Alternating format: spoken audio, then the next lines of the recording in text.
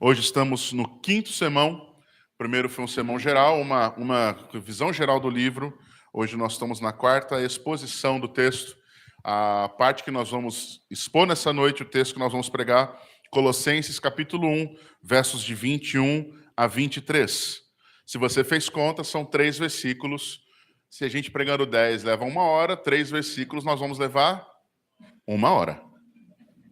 Não teve amém agora, Adão, eu fiquei chateado. Estou brincando. Espero que a gente faça antes. Nossa série tem um título: Cristo plenamente suficiente, nada acrescentar, tudo viver a partir dele. Nós falamos na semana passada que há pelo menos 4 pontos altos, e não que os outros sermões não tenham qualquer efeito, todos eles são muito bons, a palavra do Senhor sempre é rica e poderosa, mas há 4 verdades estabelecidas. Na semana passada, nós estivemos vendo essa primeira, que ele é supremo. Esse foi o título da semana passada. A perícope que nós vamos pregar nessa noite, o trecho que nós vamos expor nessa noite, versos 21 a 23, tem um outro título que ele é importante, porque ele aponta para uma das obras de Cristo, que é a obra da reconciliação, mas com um propósito. Em Cristo nós somos reconciliados para permanecer. A ideia, nós vamos expor isso com mais tranquilidade durante o texto, é de que, de fato, aqueles que o Senhor reconcilia, Ele dá toda a capacidade para que eles possam permanecer firmes, mesmo diante das piores circunstâncias, mesmo diante das piores influências que o mundo possa trazer. Essas pessoas a quem o Senhor salva, Ele dá condições e força para que elas permaneçam firmes no Senhor. Convido você a acompanhar a leitura comigo. O texto está sendo projetado aqui na tela também. São esses 3 versos. Acompanhe na sua Bíblia. Eu estou usando a versão Nova Almeida atualizada, Palavra do Senhor.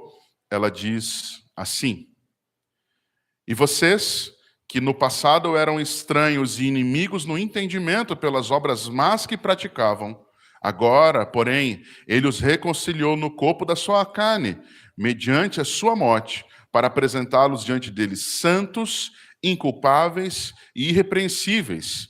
Se é que vocês permanecem na fé, alicerçados e firmes, não se deixando afastar da esperança do evangelho que vocês ouviram e que foi pregado a toda criatura debaixo do céu, e do qual eu, Paulo, me tornei ministro. Essa é a palavra do Senhor. A grande ideia desse texto, a grande ideia do livro, primeiramente, né, aquela mensagem central do livro que nós temos ensinado é essa: Cristo é plenamente suficiente para a salvação e para a vida cristã. Portanto, os crentes devem abandonar toda confiança em qualquer acréscimo e viver fundamentados somente nele. Já decoraram? Ainda não? Vamos praticar mais uma vez então juntos? Cristo é plenamente suficiente para a salvação e para a vida cristã. Portanto, os crentes devem abandonar toda a confiança em qualquer acréscimo e viver fundamentados somente nele. A mensagem ou a grande ideia, aquela ênfase que você e eu precisamos aprender nessa noite é essa: a reconciliação realizada por Cristo produz uma vida perseverante e firmada na esperança do Evangelho. Observe, não é a minha perseverança que garante a minha reconciliação. Não é o meu esforço que me faz ser santo. Isso não quer dizer que nós, enquanto crentes, não devamos buscar o Senhor, não devamos desejá-lo, não devamos servi-lo, não o busquemos com todo o nosso coração. Mas não são as nossas obras, não são as nossas mãos, não é a nossa persistência que nos mantém conectados ao Senhor. É a obra de Cristo Jesus, porque Ele é suficiente. Porque a graça dele é suficiente. Nós temos aprendido isso olhando para o livro de Colossenses. Os primeiros sermões, inclusive, eu tentei resumi-los aqui em pequenas frases. O primeiro sermão que nós aqui estudamos, capítulo 1, versos de 1 a 8, vai nos lembrar que a fé e o amor aos irmãos, então a fé em Jesus e o amor aos irmãos, eles são evidências. São como carimbos, como chancelas de que, de fato, houve uma transformação interna feita por Deus em nós. É o que nós vimos na primeira semana. Na sequência disso, nós aprendemos que a plenitude espiritual em Cristo, ela tem por objetivo mudar a vida do crente, do cristão. Não é capacitar, não é dar dons, não é te deixar rico, te dar um carro zero. A plenitude espírito não tem qualquer conexão com coisas materiais, ao contrário disso. Ela tem conexão em trabalhar a plenitude de Cristo em nós, dando-nos uma condição de uma vida digna e de viver dignamente uma vida que aponta para a eternidade, que realmente está proposta para nós nos céus. Na semana passada, estivemos expondo, como eu falei, um dos pontos altos, um dos picos desse livro, onde a gente aprendeu que essa visão gloriosa de Jesus, ela é a solução para combater... Faltou um espaço aqui, né? Preciso melhorar a revisão. Eu revisei 3 vezes e faltou dali um espacinho. Para combater as falsas visões sobre ele, reafirmando sua supremacia, a sua prioridade, o seu primeiro lugar sobre todas as coisas, inclusive sobre a nova criação que há de ser feita e a criação que nós hoje vivemos, esse mundo que nós já hoje desfrutamos.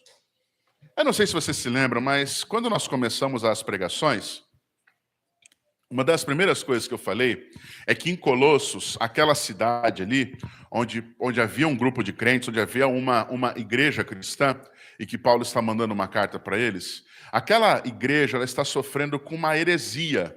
O que é uma heresia? É um falso ensino.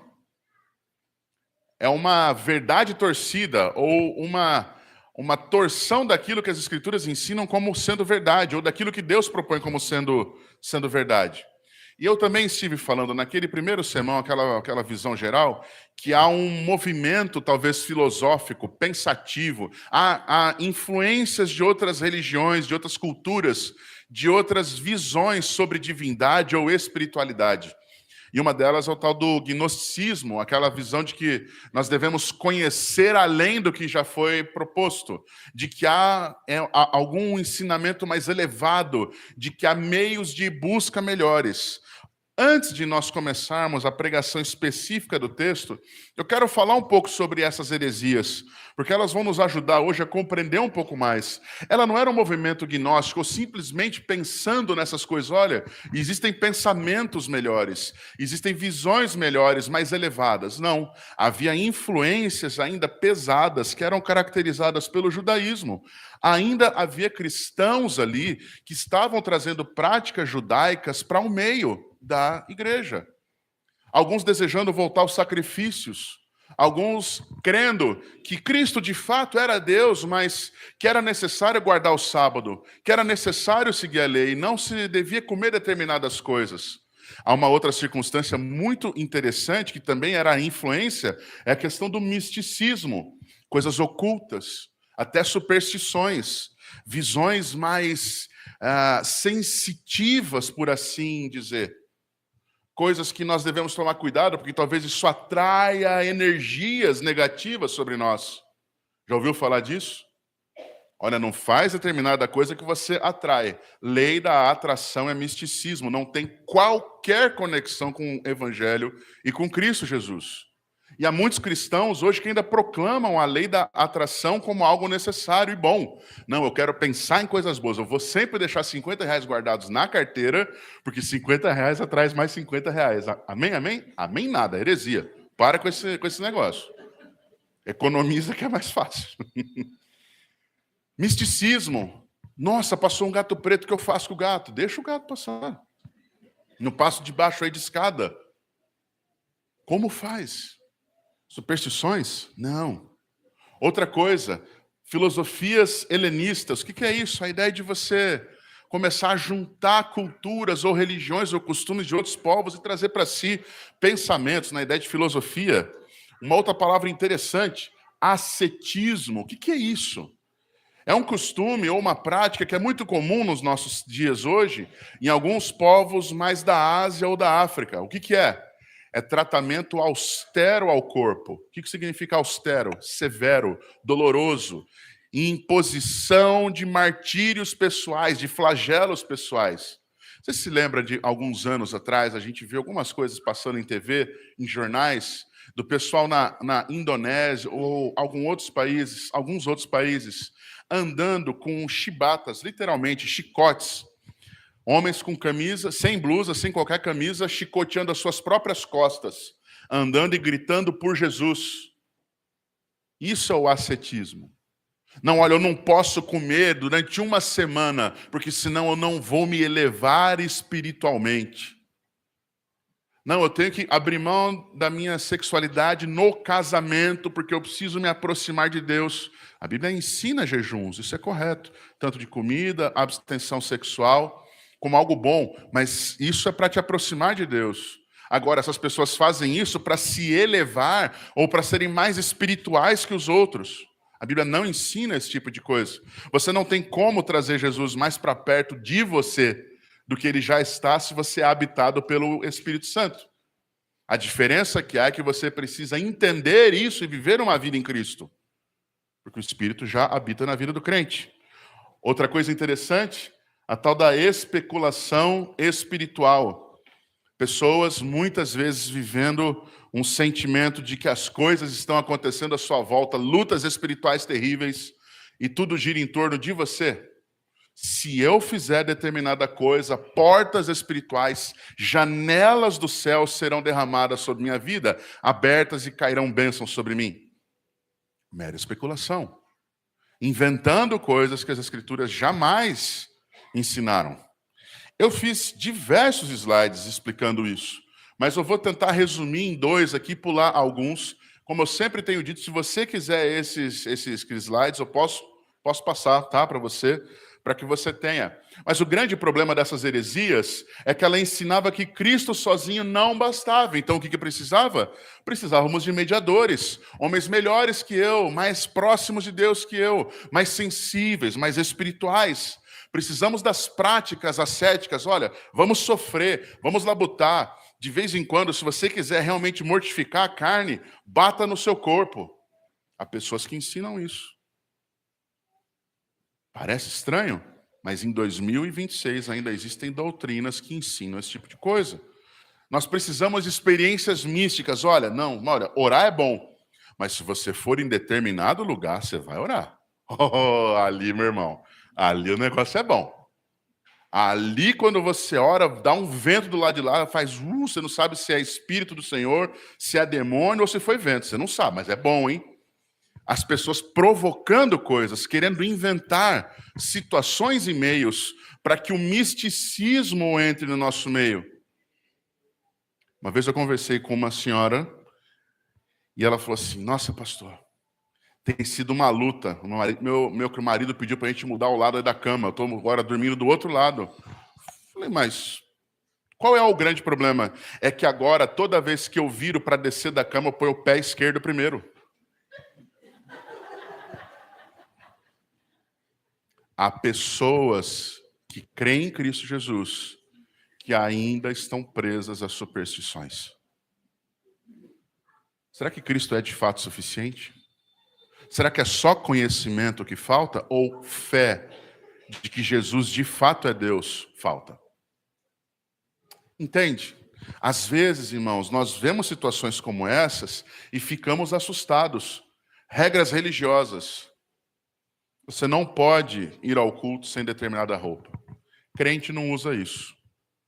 É óbvio que pudor, sabedoria, modéstia são características do crente. Mas se a roupa salvasse, Brasília seria o centro de salvação do Brasil. Congresso Nacional seria o centro de santidade do Brasil. E nós sabemos o que é lá. Não é a roupa que qualifica alguém. Não é você andar ou fazer ou ser de um jeito. Se não houve transformação interna, não há como copiar o modelo de Cristo. Porque Cristo não habita a mente e o coração daquela pessoa. A heresia colossense, ela passa por diversas circunstâncias. E como vimos semana passada em Colossenses 1, 19 e 20, o texto que nós fechamos o sermão semana passada, ele aponta claramente que Cristo, ele é o quê? Suficiente, porque Deus achou por bem que nele, em Cristo Jesus, residisse, habitasse, estivesse de forma permanente toda a plenitude e que, havendo feito paz pelo sangue da sua cruz, por meio dele, ele o quê? Reconciliasse, reconectasse consigo mesmo todas as coisas, quer na terra, quer nos céus.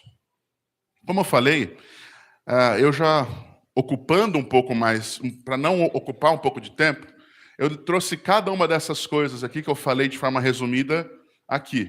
A gente pode depois conversar com isso, porque vai aparecer de novo, no capítulo 2, e a gente vai entrar com mais calma nisso.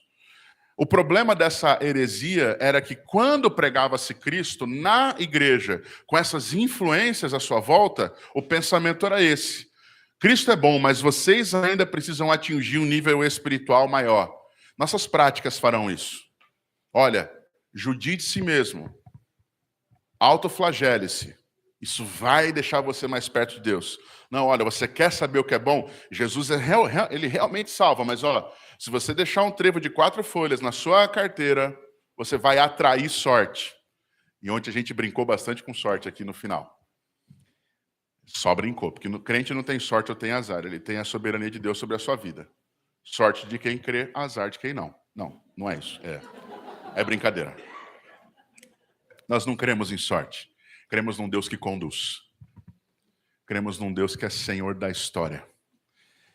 E é esse o ponto, gente. Muitas vezes nós estamos crendo num evangelho vazio, porque ele não é suficiente. Eu preciso de uma palavra nova todo dia, porque se eu não tiver uma palavra nova, aquilo que Deus já estabeleceu pelas Escrituras não é suficiente. O problema é Deus, ou o problema está no meu coração? Em crer que de fato Deus é suficiente, Cristo é suficiente. As nossas circunstâncias estão aí. Eram necessárias, então, em Colossos, em vários lugares, novas práticas, novos mediadores, novas experiências e novos conhecimentos. E o que é que Paulo responde nesse texto que nós vamos estudar, que nós vamos expor? Vocês já foram reconciliados, vocês já foram reconectados a Deus de forma definitiva. E isso é fortíssimo. É fortíssimo porque ele vai exatamente contra todas essas conexões ou essas propostas que os colossenses estavam ali vivendo e que as influências externas estavam fazendo sobre eles. E é por isso que o texto começa apontando uma verdade importante no verso 21. Antes, sem Cristo, nós éramos inimigos de Deus. Acertei o botão.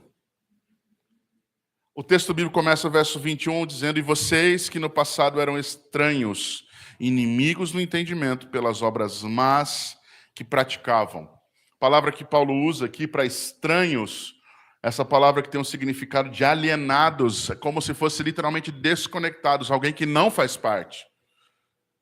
A ideia é de alguém excluído, separado. Antes de conhecermos a Cristo, antes de sermos salvos pela graça de Deus em Cristo Jesus. Assim como Efésios 2:1 começa lá dizendo: estando vós, pois, mortos em vossos delitos e pecados, ele vos deu vida. Pela graça vocês são salvos. Essa realidade de que o homem sem Cristo ele está separado de Deus é uma verdade que é profunda e que nós precisamos trazer à tona. Não é um homem perdido, não é um homem confuso, não é um ser humano que tem bondade genuína de Deus dentro de si. É o contrário disso. O homem natural não está apenas confuso, ferido ou incompleto, ele está separado de Deus, absolutamente incomunicável com Deus.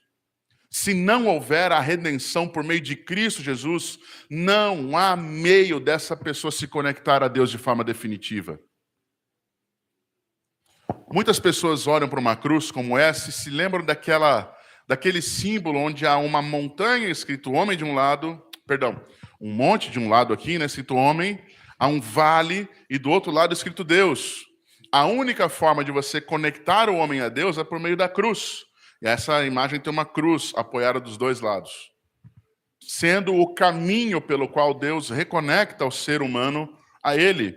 E essa é uma realidade, porque desde Gênesis 3, lá no Éden, o pecado traz sobre o homem separação. E a grande verdade que as Escrituras ensinam, se você puder abrir lá, Gênesis 3, versos de 22 a 24, vão nos apontar uma verdade importante do porquê era necessário que Deus, de fato, afastasse o homem do Jardim do Éden de forma definitiva. As Escrituras ensinam, em Gênesis 3, versos 22 a 24, que então o Senhor Deus disse: eis que o homem se tornou como um de nós, conhecedor do bem e do mal. Resumindo, ele pecou, ele tomou aquele fruto que ele não poderia comer. É preciso impedir que ele estenda a mão agora e tome também da árvore da vida. Coma e viva eternamente. Pergunta é, por que ele não poderia comer então? Porque ele iria agora viver eternamente. Mas espera aí, Deus não está dando vida eterna para nós em Cristo? Qual seria o problema do homem que pecou ao comer da árvore da vida? É que naquele momento, se ele comesse da árvore da vida, sem alguém que pudesse pagar pela redenção ou salvação dele, aquele homem estaria eternamente condenado. Esse é o ponto. A vida eterna em Cristo Jesus, ela é dada como solução, e é prometida aqui em Gênesis 3 mesmo, no verso 15, quando fala que o descendente da mulher irá esmagar a cabeça da serpente. Descendente da mulher, Jesus. Porque o homem precisa ser, então, tirado do Éden, que se ele, sem um redentor, comer do fruto, ele será alguém eternamente separado de Deus, desconectado dele para todo sempre. Por quê? Porque não houve um redentor que pudesse pagar o preço da condenação dele. A eternidade do ser humano, nesse momento, seria o quê? Condenação eterna, sem meio de se remediar. Por isso, verso 23, o Senhor Deus o lançou fora do jardim do Éden para cultivar a terra da qual havia sido tomado. E depois de lançar fora o homem, Deus colocou querubins a leste do Éden e uma espada flamejante que se movia em todas as direções para guardar o caminho da árvore da vida. Deus leva isso a sério. Se o homem comesse do fruto, não haveria mais meio de redenção para ele naquele momento. A verdade é que as Escrituras apontam, como Isaías 59:2 fala, que as vossas iniquidades ou os vossos pecados, eles fazem separação entre vós e o vosso Deus.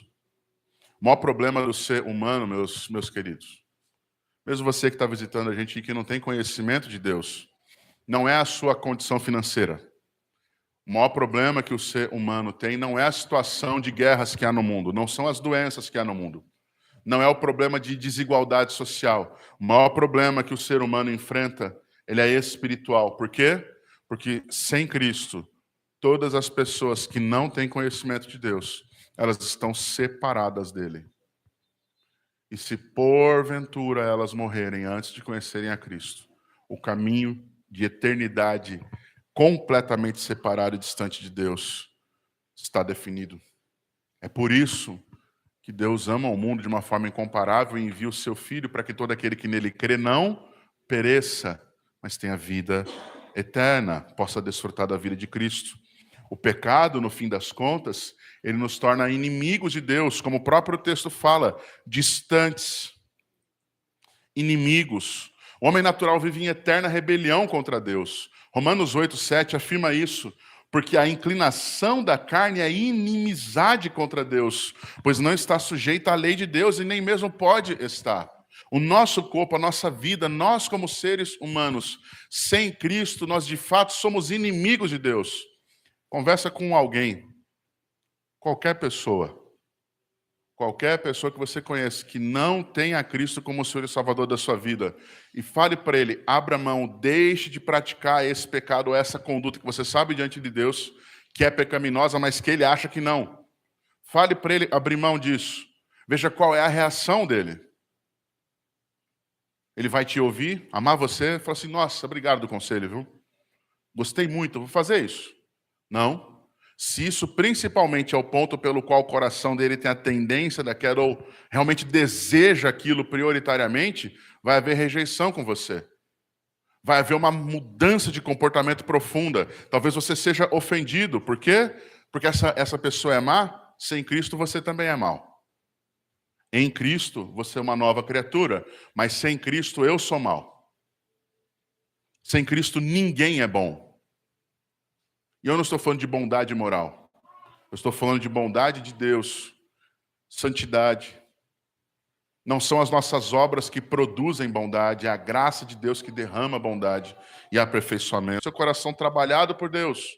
Não é na nossa força pessoal, não é você que acorda um dia e fala, olha, gostei desse negócio de Deus, vou me converter. Não. Se isso acontece é porque você tem ouvido da palavra, Deus tem trabalhado o seu coração. Porque você e eu, sem Cristo, somos maus. Qual é o problema de tudo isso? Os falsos mestres ofereciam uma elevação espiritual, uma heresia de fato. Mas o problema do homem é muito mais profundo. Não é um conhecimento superior que aproxima o homem de Deus. Por quê? Porque a mente, ou o entendimento, como o próprio verso 1 fala, eles estão em completa rebelião contra Deus. A rebelião, ela não está em alguém que finca uma bandeira e fala: eu não gosto de crente, não gosto de Jesus, não gosto de Deus. Não é isso. Isso é militância. A rebelião do homem contra Deus, ela está na mente dele. Ela está na forma como ele pensa. Ela está na forma como ele entende as coisas. Observe o mundo como está hoje. Observe o mundo como era na própria Bíblia. Nós vemos Jesus dizendo: vocês ouvem dizer por aí, olho por olho. Jesus está falando isso 2000 anos atrás. Você está achando que é algo de hoje? O coração do ser humano é o mesmo. Ele só muda o jeito de praticar o mal. Os valores que as Escrituras estão nos apontando é que o pensamento, o coração, o entendimento, a percepção espiritual, a forma como o ser humano lida com a divindade ou com o próprio Deus, ela é destruída, ela é completamente rebelde contra Deus. Atos de bondade hoje têm sido vistos como meios de você ser bobo. Não é verdade? Você é bonzinho demais para os outros. O diabo sempre manda um falar isso. Nossa, você é bobo. Fazer o certo, obedecer a Deus hoje é sinônimo de estupidez. E as Escrituras apontam exatamente o contrário. Aquele que não honra pai e mãe é estúpido. Aquele que não tem respeito ao próximo é alguém que não tem conhecimento de Deus. Mas os valores de hoje é viva por si só, enquanto a palavra de Deus afirma o quê? Ame ao próximo como a si mesmo. São valores distintos. O mundo de hoje gosta de Deus? Nem um pouco. Nunca gostou. E é por isso que o homem, sem Deus trabalhar o seu próprio coração, o coração do ser humano, o homem não pode alcançar o conhecimento de Deus ou a salvação que só o Senhor vem oferecer. Entenda, pecado não é um problema moral. Ai, que pessoa difícil. Nossa, que pessoa complicada. Tem gênio forte. Normalmente, pessoas com gênio forte têm problemas de pecado também. A gente hoje quer normalizar mau-caratismo, que nem sempre é gênio forte, é mau-caratismo de fato. A gente quer deixar como, não, olha, deixa como é, cada um na sua. Ok. Pense assim, as Escrituras ensinam que nós somos amigos uns dos outros e devemos ser influência de bênção sobre os outros. Por exemplo, a Bíblia fala que um amigo é como ferro afiando o quê? Vai sair faísca, mas os dois estão sendo trabalhados. Os dois estão sendo refinados. Não é uma questão moral, simplesmente. Não é uma pessoa com um comportamento ruim. É uma pessoa que tem um pensamento torto, um entendimento completamente distante. Não há percepção espiritual. O problema dela é mente, mas o problema dela é a ausência da presença de Deus na sua vida. É por isso que está aqui em cima. Sem Cristo, nós éramos antes o quê? Inimigos de Deus. Lembre que Paulo está mandando essa carta para uma igreja. Então, Paulo está fazendo aqueles irmãos lembrarem-se de onde eles foram tirados. É por isso que o cara que é crente, a pessoa que é crente de fato, a pessoa que foi alcançada pela graça de Deus, a primeira coisa que ela sabe é que ela não é melhor do que ninguém. E o que ela mais deveria ter é compaixão com aquelas pessoas que não conhecem a Cristo. Mas às vezes nós nos colocamos numa posição de santidade superior. Intocabilidade. Olha, não rele em mim que você é um reles pecador.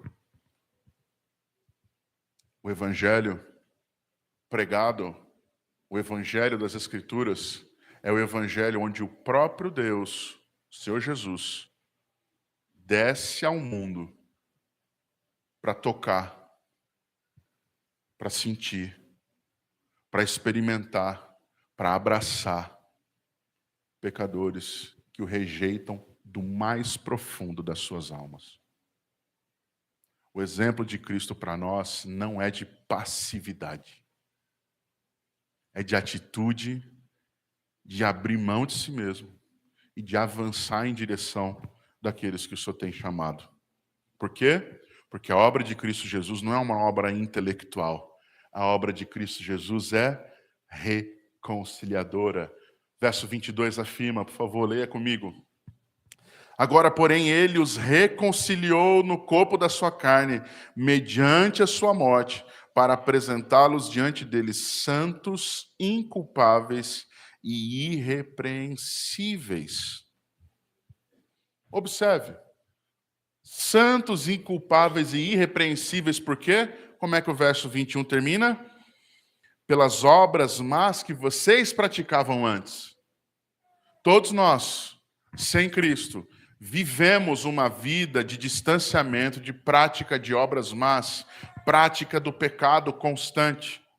E o Senhor nos chama não a vivermos uma prática de pecado, mas o contrário disso, o abandono dele. E agora uma nova vida reconciliada em Cristo, onde a prática é a busca por Cristo e o aperfeiçoamento do coração dele em nós, diariamente.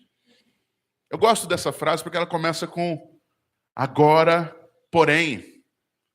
É a mesma ideia do mas, do portanto, do entretanto, todavia. A linha de pensamento vinha de um jeito, entretanto, todavia, ela está indo agora para outro, o sentido é outro. Agora, porém, há uma mudança. As obras más agora elas não são mais o que deve nos conduzir. O distanciamento intelectual, o distanciamento de coração, eles não podem mais ser a prática comum ou a vida comum. Ao contrário disso. Observe. Ao contrário dessa vida distante de inimigos de Deus, como nos tornamos amigos? Porque nós frequentamos a igreja e damos dízimo. Não, é porque eu me batizei. Não, é porque eu tenho lutado por minha salvação. Como é que as Escrituras ensinam? Ele os reconciliou no corpo da sua carne. Ele. Ele quem? Cristo Jesus. Não é você. Não é uma decisão sua. No sentido de, fui eu que quis, eu que busco. Não. Isso é a graça que muitas vezes as pessoas rejeitam. Que muitas vezes as pessoas não entendem ou querem trazer sobre si um ônus, um benefício de eu quero, eu luto, eu consigo. Se a vida com Deus sua está baseada no seu eu, Deus na sua vida é você, não é o Senhor. A primeira coisa que morre quando nós cremos em Cristo Jesus é o eu. Porque se já não sou mais eu quem vivo, mas é Cristo quem vive em mim, Gálatas 2 continua dizendo, e a vida que eu agora vivo, eu vivo pela fé no Filho de Deus, que me amou e se entregou por mim. É Ele quem nos reconcilia com Deus por meio da sua obra. Nós não teríamos condições, nós não temos potência, nós não temos capacidade. Ele nos reconciliou, porém, no corpo da sua carne, mediante a sua morte. E observe, a palavra aqui é reconciliação completa. Não é melhora espiritual. Não é uma coisa temporária. Não é algo que você sofre ou passa hoje e daqui a 2 meses muda tudo. Não. É uma restauração, é uma reconexão do relacionamento com Deus. É algo pleno. Porque a obra é nossa? Se fosse nossa, seria incompleta. Mas se é obra de Deus, Deus deixa as coisas incompletas ou imperfeitas? Deus anula a sua obra ou simplesmente rejeita? Não vamos fazer isso não. Vamos só um pouquinho, vamos deixar ele só um pouquinho melhor. Vamos dar um upgrade nesses irmãos aí. Não. A obra de Cristo, por nós, na salvação, ela é completa. Ela é plena. Sendo, pois, justificados por meio da fé em Cristo Jesus. Não é, vocês serão justificados. Não, olha, daqui a um tempo, se você fizer tal e tal coisa, se você cumprir isso, se você, pelo seu esforço, conquistar aquilo, não. Justificados, obra completa. Reconciliados, reconciliou, obra completa. Não é reconciliando. Não é irá reconciliar. Entenda. Ele os reconciliou no corpo da sua carne mediante a sua morte. Se a morte de Cristo Jesus na cruz é o meio de nos reconciliar com Ele, se por algum motivo a obra dele por mim for incompleta e for necessário que eu seja reconectado com Deus, como isso vai acontecer novamente? Apenas se Jesus voltar a essa terra, viver uma vida como ele viveu e morrer por causa de mim ou dos pecados de todos aqueles que não foram reconciliados completamente. Jesus voltará dessa forma para ele morrer numa cruz de novo? A sua obra na cruz é parcial ou é completa? Meus irmãos, nós não cremos em um Cristo insuficiente. Ao contrário, assim como as Escrituras afirmaram nos versos anteriores, que por meio dele, Deus achou por bem que tudo fosse pleno nele, a obra que Jesus Cristo faz, ela não é parcial, ela não é imperfeita, ela é uma obra completa, definida, totalmente capaz. Efésios 2 vai nos apontar isso de uma forma muito clara. Mas agora, em Cristo, vocês que antes estavam longe, foram aproximados pelo sangue de Cristo, porque Ele é a nossa paz. Por que isso? Porque os hereges prometiam algum acesso superior espiritual. Se você frequentar, se você fizer esses rituais, se você conquistar isso, se você abrir mão de tais coisas, você vai ter um acesso maior. Você vai ter uma obra maior de Deus em sua vida. Qual é a fala de Paulo? Cristo já reconciliou plenamente. Quanto isso pode mudar a sua vida e minha vida hoje? O quanto esse entendimento, eu não estou nem falando da obra, o entendimento disso para os crentes pode mudar. O que você ganha em saber que a obra de Cristo pela sua vida é completa? Então significa essa obra então que é completa? Eu posso continuar vivendo tranquilamente, eu não tenho que me preocupar com mais nada. Ao contrário, se a obra de Cristo é completa na sua vida, o que você mais deve fazer agora é viver a vida de Cristo em sua vida. Não é fazer o que você quer fazer. Não é fazer o que você acha correto porque está salvo. É ao contrário disso. É porque eu fui lavado no sangue do Cordeiro, porque eu fui salvo em Cristo Jesus, agora eu tenho toda a liberdade a falar não ao mal, não ao pecado e a viver uma vida de santidade diante do Senhor, para a glória de Cristo Jesus. É o contrário disso. Se na nossa cabeça agora o pecado domina nossos pensamentos, muito provavelmente nós temos vivido uma vida distante do Senhor. E é necessário rever se talvez tenhamos sido de fato reconectados, ou como o termo bíblico em cima, reconciliados com Deus de forma definitiva. Há muitas pessoas que não são convertidas, sabia? Elas são convencidas. Ela fala assim, rapaz, esse negócio de evangelho é tão bom que eu também quero. Olha, isso é bom, hein? Olha, eu mereço ser crente, eu acho que eu mereço ser salvo. Já começou por aí, já complicou. Salvação não é por merecimento, ela é por graça. A salvação não é por causa das suas obras, é por causa da obra de Cristo. A salvação não é por causa da sua fé, ela gera fé. Como Efésios 2, 8 e 9 afirmam, isso não vem de vós, nem graça, nem fé. Isso é dom de Deus. Não é por obras, então não é porque eu tenho fé. A fé é a minha resposta, mas ela é dada por Deus. Deus nos reconciliou em Cristo Jesus. Os hereges podem oferecer outras coisas, mas é necessário compreender que Cristo já fez isso de forma plena. E ele faz isso de uma forma muito diferente. E a fala de Paulo aqui, no corpo da sua carne, ela vai de encontro ao pensamento gnóstico, ou ao pensamento que está mantendo ali as coisas acontecendo naquela época ali em Colossos e até hoje nos nossos tempos. Por quê? Porque essa visão do corpo da carne de Cristo é muito importante, porque está falando que Cristo sofreu no seu corpo físico. O gnosticismo dizia que qualquer ação de pecado ou qualquer coisa que você vivesse, que você experimentasse na sua carne, ela limitava-se aos efeitos na sua carne. Não tocava no seu espírito porque ele já estava plenamente puro. Seu espírito estava pronto já, mas a sua carne, ela não tem problema não, ela não tem contato, não afeta.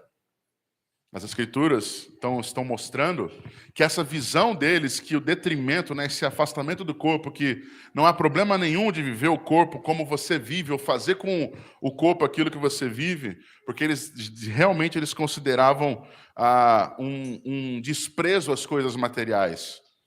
Eles consideravam as coisas espirituais muito maiores e muito mais poderosas.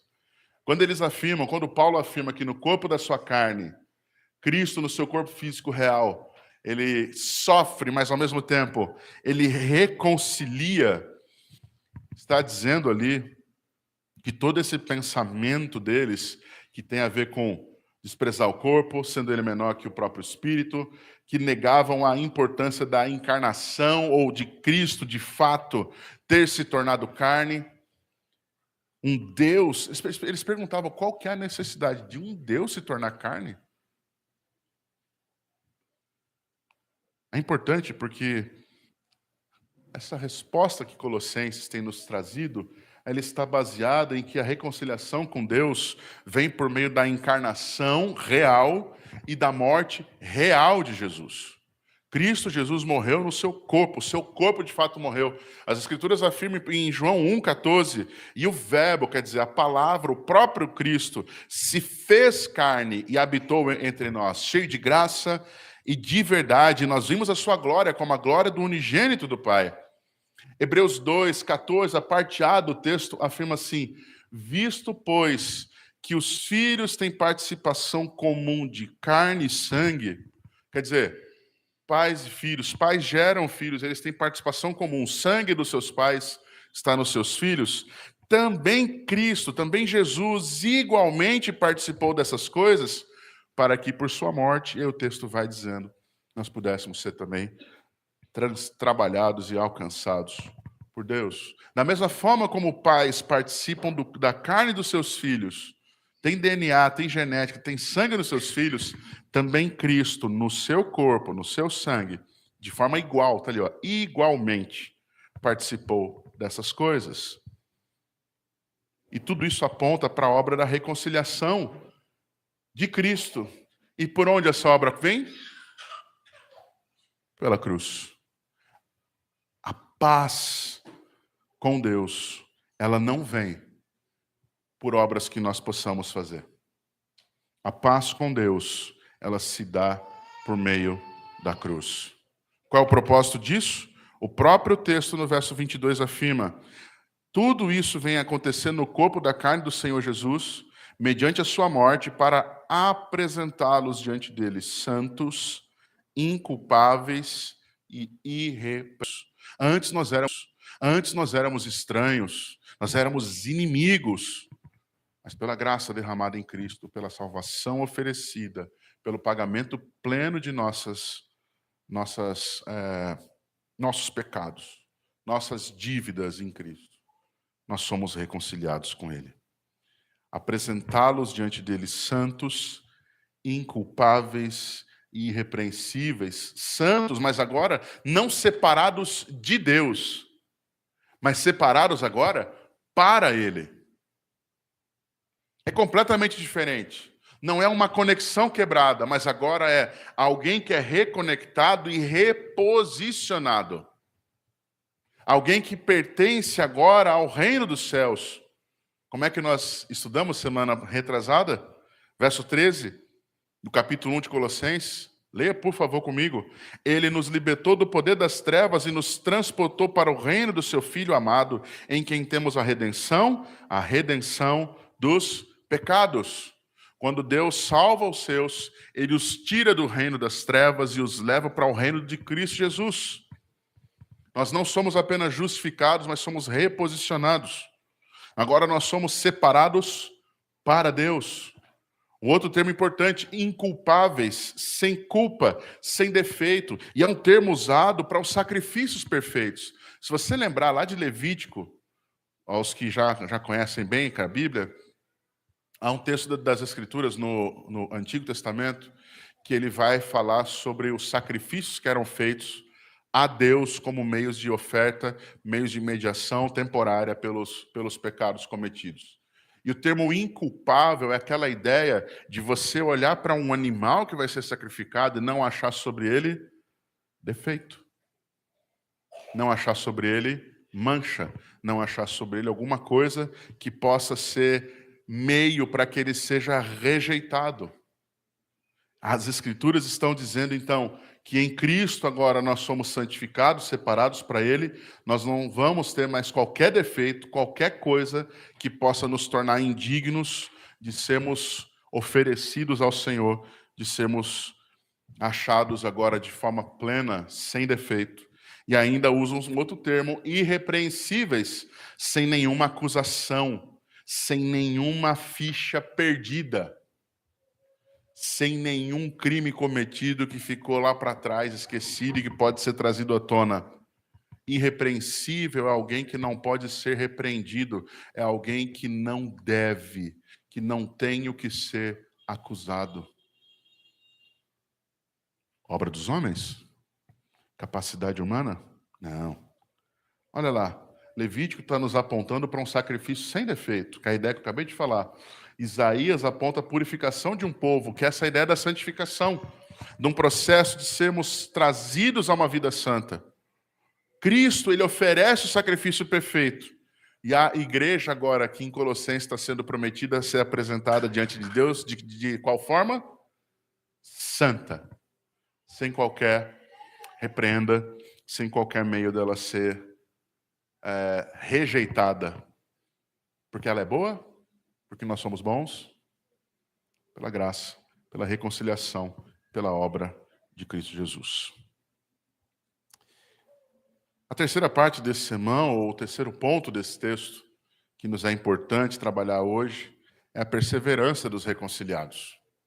Verso número 23, você pode acompanhar a leitura aí na tela, por favor. A palavra diz o seguinte: se é que vocês permanecem na fé, alicerçados e firmes, não se deixando afastar da esperança do evangelho que vocês ouviram e que foi pregado a toda criatura debaixo do céu, do qual eu, Paulo, me tornei ministro.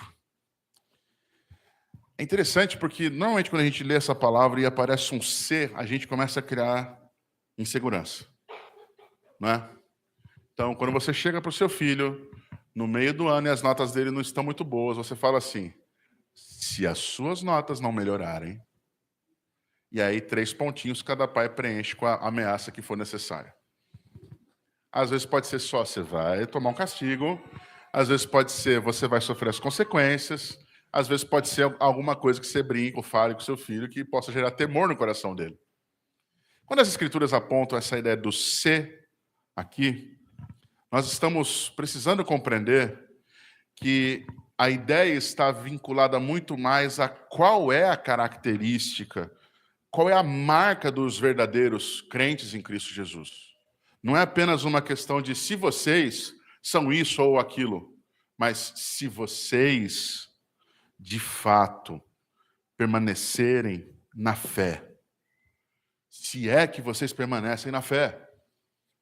Se vocês permanecem na fé. Olha só que interessante. João 8, 31 e 32 vai nos apontar uma fala do Senhor Jesus explicando isso aos judeus. Então o Senhor disse aos judeus que haviam crido nele, observe, já é fé nesses homens. Se vocês permanecerem na minha palavra, são verdadeiramente meus discípulos, conhecerão a verdade e a verdade os libertará. Pergunta, eles conheciam a Cristo? Eles já tinham fé nele? O texto afirma que eles tinham fé nele. Nós não estamos falando de um condicional de salvação ou não. Nós estamos falando de um condicional de desenvolvimento de fé. Se vocês são de fato, vocês conhecerão a verdade. Vocês verdadeiramente são meus discípulos. É um apontamento claro de que ele está trabalhando com o coração dessas pessoas. E permanecer aqui não é um ato simplesmente da gente insistir. É ao contrário disso. A tradução talvez melhor para a gente olhar esse texto é continuar firme. Porque a fé verdadeira, ela persevera. Ela não desiste. E nós não estamos falando aqui em fé em conquistar coisas, fé em resistir a situações, simplesmente. Olha, eu tenho fé que eu vou conseguir guardar o dinheiro tal, eu tenho fé que fulano de tal vai ser curado. Não é a fé no sentido de algo que move. É a fé que resiste. Qual é o problema de Colosso? Judaísmo, misticismo, influências. Qual é o permanecer aqui? É firmar-se no que é verdade. Abrir mão do que está sendo influência e querendo desviar o seu coração de Deus. É permanecer firme quando as condições são opostas e todo mundo à sua volta está falando, como a mulher de Jó falava, amaldiçoa o teu Deus e morre. Jó permaneceu firme na fé. Não é firme na convicção ou num ato de crer. É firme em quem ele conhece. Firme na verdade que ele desfruta. Todos nós, você e eu, estamos sendo tentados todos os dias praticamente a viver ou fazer outras coisas, a talvez mudar a nossa percepção sobre Deus, ou talvez a manter a percepção errada que temos sobre Deus, mesmo diante da verdade das Escrituras, mesmo diante daquilo que está sendo colocado. Porque a palavra que está sendo trabalhada aqui, o alicerçados, é um fundamento sólido, não é algo passageiro, não é algo que vai variar, que vai mudar conforme a circunstância. É aquela lembrança do final do Sermão do Monte, em Mateus capítulo 7. Como é que Jesus termina o Sermão do Monte? Contando uma história, apontando uma referência. 2 homens construindo 2 casas, uma firmada sobre a areia e outra firmada sobre a rocha. O que ocorre com essas pessoas? Tanto sobre uma como sobre a outra, os ventos vêm, a água sobe, as circunstâncias se impõem com força. Aquele que construiu a sua casa, ou que edificou a sua fé, a sua convicção e a sua vida na areia, em algo que vacila, em algo que oscila, que hoje eu creio de um jeito, que amanhã eu creio de outro, que hoje eu penso de um jeito, que amanhã me dizem que isso aqui é errado, que isso aqui é insuficiente, por isso que eu preciso disso, eu preciso daquilo. Quem vive nessa vida, a sua casa literalmente vai cair. Isso é Jesus que usa o termo, tá? Mas aquele que está firmado na rocha, e Jesus apresenta-se como a rocha eterna. Os ventos virão. As circunstâncias que você não quer, certamente virão. Coisas que você jamais planejou acontecer para o seu pior inimigo, podem acontecer com você. Mas se você permanecer, se de fato a fé for aquilo que você estiver perseverando, as suas convicções em Deus, aquilo que Deus revelou por meio das Escrituras, aquilo que você aprendeu e provou de Deus, essa fé é um fundamento sólido que vai fazer você construir sua casa sobre a rocha, e as circunstâncias poderão vir, mas a sua casa, a sua convicção, sua vida não serão destruídos. É a mesma ideia de Efésios 2, quando ele termina afirmando que é firmado estável, sem variação, pelo erro. Qual é o problema de Colossos? O problema de Colossos é que os falsos mestres queriam mover os colossenses e afastá-los de um evangelho simples. Você acha o evangelho complicado? Complicado é o camarada, como algumas linhas religiosas têm aí, servir a 377 deuses diferentes, cada um deles para uma coisa. Isso é complicado. Complicado é o cara acender uma vela para cada santo todo dia, porque cada dia é dia de um. E naquele dia só aquele santo manda. E eu não estou fazendo aqui demérito a qualquer fé, eu só estou dizendo que isso é complicado. E é por isso que nós, achando talvez que Cristo seja insuficiente, mas Jesus fez toda a obra, não, isso é muito simples. Ou eu ouço muitas vezes falar, não, essa história de que Jesus é que segurança de salvação, isso é muito fácil. Fácil? O Deus dos céus humilhasse, colocasse na condição de homem, é fácil? Fácil. Deus aguentar a gente como você e eu, que mais reclama do que reconhece o que ele faz? Fácil. Fácil Deus nos abençoar com coisas que nós temos pedido há tempo, e quando ele nos dá, a gente pouco tempo depois já está insatisfeito e quer coisas novas? Fácil. Fácil dizer não para o pecado e sim a Cristo? Rejeitar o meu próprio eu, minhas próprias vontades? Fácil. Não. Mas aquele que está em nós é maior do que o que está no mundo. Mas aquele que é o Senhor da criação é quem tem poder e autoridade para romper com qualquer obra maligna e transformar a nossa vida. Mas aquele que é o autor e consumador da fé, ele, por sua obra, que custou-lhe a vida. Isso é fácil? Essa obra de Cristo Jesus é que nos reconcilia com ele. Talvez hoje você e eu tenhamos muita dificuldade em compreender que talvez nosso coração ele esteja firmado em ideias erradas. Sabe por quê?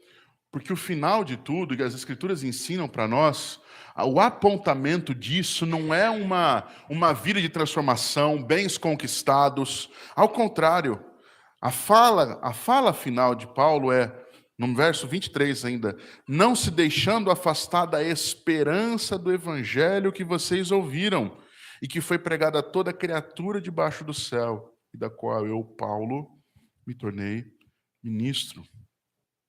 A esperança do evangelho não é uma esperança de uma palavra, de uma Bíblia que você carrega debaixo do braço, como um amuleto ou larga aberta no Salmo 91 na sua casa. Dependendo da situação, está com a página amarela, mas aquele salmo não vai proteger você do mal. Não. O Deus que aquele salmo proclama tem poder para fazer isso, mas o salmo não.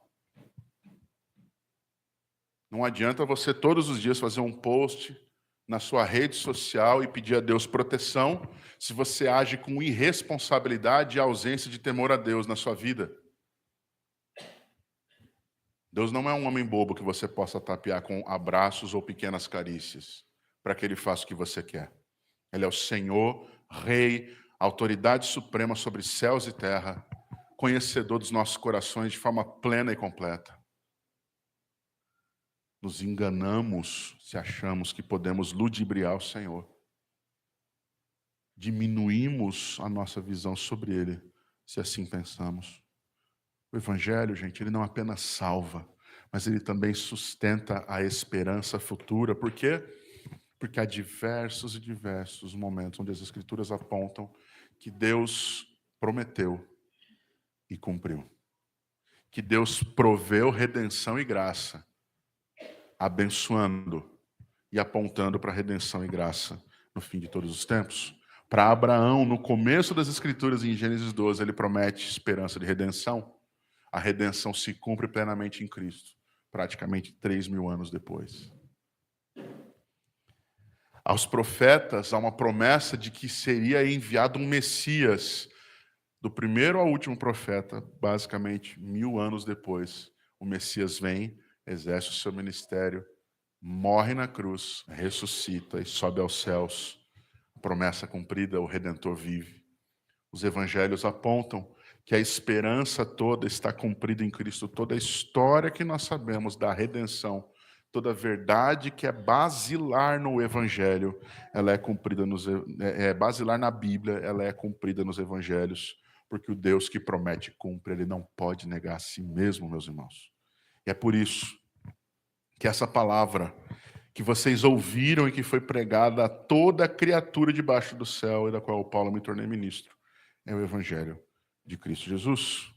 A pergunta que a gente faz aqui, que criaturas são essas?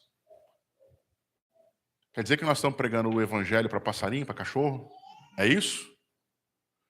Se você pregar e o cachorro levantar a pata, tem alguma coisa errada ali. Não é esse o ponto que nós estamos lidando. Que criaturas são essas? O pessoal da classe Novos Membros viu isso há poucos dias atrás em João, Evangelho de João, capítulo 1, versos 12 a 14. Por quê? Porque a todos quantos o receberam, quer dizer, aos que creram em Cristo Jesus, creram no seu nome, a esses ele deu o direito e a possibilidade de serem chamados filhos de Deus. Todos aqueles que não creem em Jesus como Senhor e Salvador, eles são criaturas de Deus. E é por isso que o texto fala que a redenção, ela foi pregada a toda criatura, está sendo pregada a toda criatura debaixo do céu. Mas só aos filhos que recebem a Jesus, eles se tornam filhos, aliás, só se tornam filhos aqueles que recebem a Jesus como Senhor e Salvador. Por quê? Que a salvação que nós pregamos é uma salvação limitada, falsa, pequena? Porque o Cristo que nós aqui pregamos é um Cristo que precisa de ajuda, precisa de você. Jesus precisa de você. É você que precisa dele. Enquanto você viver achando que é ele que precisa de você, do seu tempo, do seu dinheiro, quem é Deus sobre a sua vida é o seu próprio coração. E o dia que Jesus o chamar, não vai haver condição de correr dele. Ouça a voz dele enquanto ele chama o nome e não o chama para ser julgado e condenado eternamente. Nós estamos pregando um Cristo que não é pequeno, que não é insignificante, ao contrário dele, nós estamos pregando um Cristo que é suficiente. A carta de Paulo aos Colossenses, ela serve para tirar o engano de que uma vida espiritual só é possível por meio de coisas mirabolantes, grandes sinais, grandes homens e mulheres de Deus, para tirar essa superstição das nossas vidas, para tirar essas ideias, esses valores que diminuem o poder e a pessoa de Cristo em nossas vidas. E às vezes ficamos mais presos aos rituais do que de fato ao Evangelho. Ao contrário disso. E a pergunta que a gente deve fazer hoje para nós, já pensando nas aplicações, é: o que é que você tem feito? Ou o que é que tem feito você se desviar da verdade do Evangelho? Será que é o tal do coaching hoje? Não, eu preciso melhorar, eu preciso ser alguém melhor. Não. Os gurus de internet. Olha, eu paguei um curso, o cara fez uma análise em mim, ele viu isso. Eu preciso de performance. Eu preciso ser muito bom. Enquanto você estiver sendo muito bom para essa vida, a eternidade não é o que você deseja. Já pensou nisso? O que é que tem me feito perder a percepção de Jesus? Autoajuda. Não. Tratamentos de sintomas e não de pecado. Tem muita gente hoje procurando ajudas, e olha, eu não sou contra ajudas, a Bíblia não é contra ajuda, inclusive médica, psiquiátrica, a Bíblia não é contra isso. Mas há muitas pessoas querendo tratar pecado com remédio. Doença, patologia, psicopatologias existem, elas têm que ser tratadas. Deus deu capacidade para a ciência e os médicos fazerem isso também. Mas se você é uma pessoa lasciva, sexualmente pervertida, não é um tratamento humano, não é um tratamento de remédios que vai mudar o seu coração. Se você é uma pessoa que idolatra a si mesmo, não é uma mudança na mentalidade de comportamento que vai mudar o seu ser. É um alinhamento com a pessoa de Jesus, que sem dúvida transformará o seu coração de forma plena. Há muitas pessoas hoje que talvez estão buscando por outras coisas. Não, olha, o Evangelho é bom, mas, gente, eu preciso de um milagre novo a cada hora. Eu estou procurando coisas. É aquela frase. A gente ouve muito isso em algumas comunidades e, às vezes, talvez a gente até mesmo já tenha pensado isso. Nós vamos ao culto e, quando estamos indo ao culto, alguém pergunta assim: quem veio hoje aqui buscar uma bênção do Senhor? Se você veio buscar bênçãos do Senhor, você não está buscando o Senhor das bênçãos. Jesus, para a sua vida, é só um meio e não o Senhor do seu coração. Cuidado. Nem todo aquele que me chama de Senhor, Senhor, entrará no reino dos céus. E quem afirma isso é o próprio Senhor Jesus. Não adianta Cristo ser um amuleto se ele não estiver no trono de nossas vidas. Ele não é bengala, não é suporte para ninguém. Ou ele é Senhor, como aprendemos semana passada, ou ele é primeiro, ou ele não é nada. Será que hoje a minha busca por prosperidade financeira tem me feito desviar do Senhor? Não, mas pastor, olha, eu consigo equilibrar bem a vida, eu dou até dízimo daquilo que eu ganho. Que bênção. Não tem tempo para nada. Fecha os olhos, dinheiro. Fecha os olhos, alvos, sonhos, planos, coisas humanas. Eu quero ser, quero conquistar, quero fazer, realizar. Deus já me abençoou com tanto, mas eu ainda consigo mais. Cuidado. As Escrituras afirmam, os Evangelhos deixam isso de forma clara. Ninguém pode servir ao dinheiro, ou às riquezas, ou a mamon, e a Deus ao mesmo tempo. O dinheiro não é problema. As Escrituras ensinam que o amor ao dinheiro não é um problema só por causa do dinheiro, mas olha lá, é a raiz de todos os males. Cuidado. Será que o que tem afastado você do evangelho verdadeiro é a busca pelos milagres e sinais ao invés do fundamento, da verdade, da base sólida? Por vezes, irmãos, nós temos tido muita dificuldade em talvez compreender que a nossa vida, ela não é formada, a vida com Deus não é formada por arrepios ou sensações. A nossa vida é formada pela mente e o caráter de Cristo serem formados na nossa mente e no nosso coração. Vida em Cristo não é conquistas nesse mundo. A vida em Cristo, ela está baseada na própria palavra que o Senhor Jesus fala. Aquele, pois, que quer vir após mim, deve o quê? Negar a si mesmo, tomar a sua cruz e me seguir. Por isso, quero concluir com 5 lições ou verdades que você e eu precisamos aplicar nos nossos corações. A primeira delas, a maior necessidade humana é a reconciliação com Deus.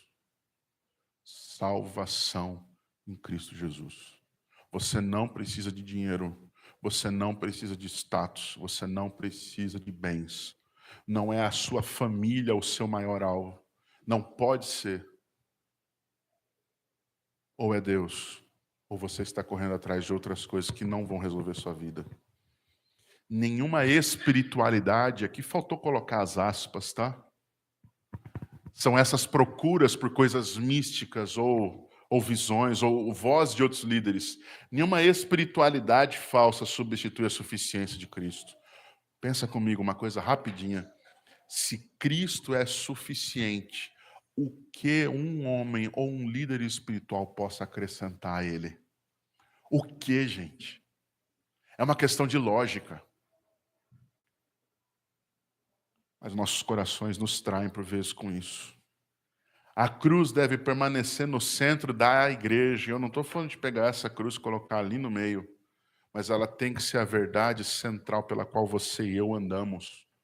Se a cruz de Cristo, a verdade de Cristo, a voz de Cristo forem insuficientes, vão aparecer pessoas querendo levantar novos evangelhos ou complementos para desviar o povo de Deus da verdade.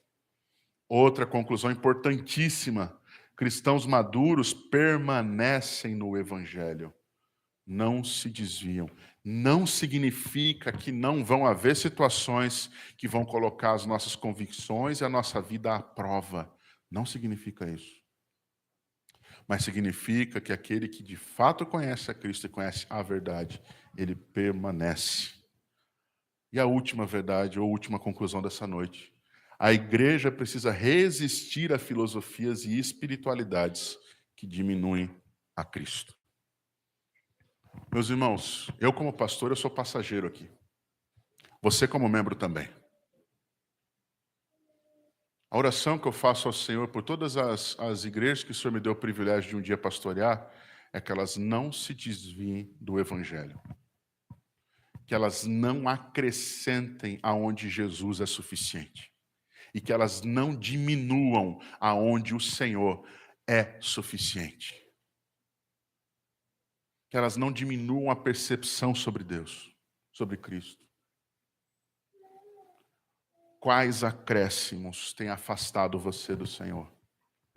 Quais ondas que estão hoje enchendo templos e esvaziando corações? E vocês sabem disso. Há muitos locais hoje aqui que são muito mais atrativos, talvez, do que o nosso culto. Mas, com todo carinho e respeito, por favor, não achem que isso é qualquer ataque ou indireta. Mas o culto não é para nenhuma das pessoas que está aqui. Esse culto não é feito para você. Não é feito para agradar você. Nós estamos aqui cultuando ao Senhor Deus. Você ou eu gostamos desse culto é irrelevante. Mas você e eu precisamos amar o Deus a quem nós servimos. Porque não adianta você estar confortável, com luzes piscando, música do jeito que você gosta, ou num ambiente completamente fechado, paradinho, quietinho, se Cristo não for o Senhor daquilo que está acontecendo ali. Se Ele não for o Senhor do seu coração. Não é possível prestar um culto a Deus se Ele não é o centro do seu coração. Por isso, você e eu somos chamados a hoje aprender que a reconciliação por Cristo produz uma vida perseverante, mas que é firmada na esperança do Evangelho. Não é do que você ou eu achamos sobre Deus, mas é no que de fato Cristo é. Eu quero convidar você a fechar os seus olhos e a ter um tempo de reflexão comigo.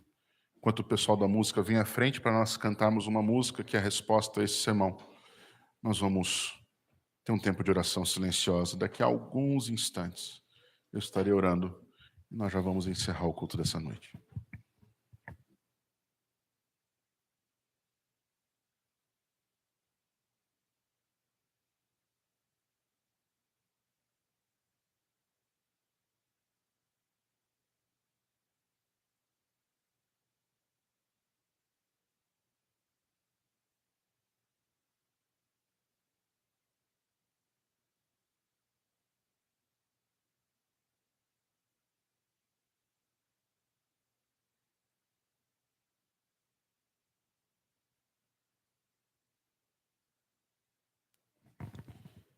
Tu és Senhor sobre todas as coisas, Pai. Bendito e exaltado é o teu santo nome. Obrigado a Deus porque de uma forma como nós nunca conseguiremos mensurar, por tua graça o Senhor amou-nos antes que nós soubéssemos quem o Senhor era. Antes que pudéssemos existir, o Senhor enviou o seu Filho Jesus, para que por meio dele, da sua obra, Deus, da graça, da salvação que há em Cristo, da redenção dele por meio da sua cruz, nós pudéssemos hoje, em 2026, estar aqui ouvindo das tuas verdades e da palavra do Senhor. E temos o nosso coração e a nossa mente não apenas instruídos, mas confrontados. Confrontados sobre a centralidade de Cristo em nossas vidas. Confrontados se de fato Jesus é um amuleto para nós, ou ele de fato é o Senhor e Salvador, Redentor nosso. Obrigado, Pai, porque eu sei que essa palavra, assim como veio me confrontando durante esse tempo em que eu pude estudá-la, ela também nos aponta caminhos de mudança, enquanto confronta as realidades do nosso íntimo, do nosso ser. Tem misericórdia de nós, ó Deus. Nos ajuda nesse tempo a não vivermos uma vida enganados, achando que estamos vivendo para servi-lo, para amá-lo, enquanto no fim das contas, no íntimo dos nossos corações, só queremos usá-lo para ter aquilo que nós desejamos.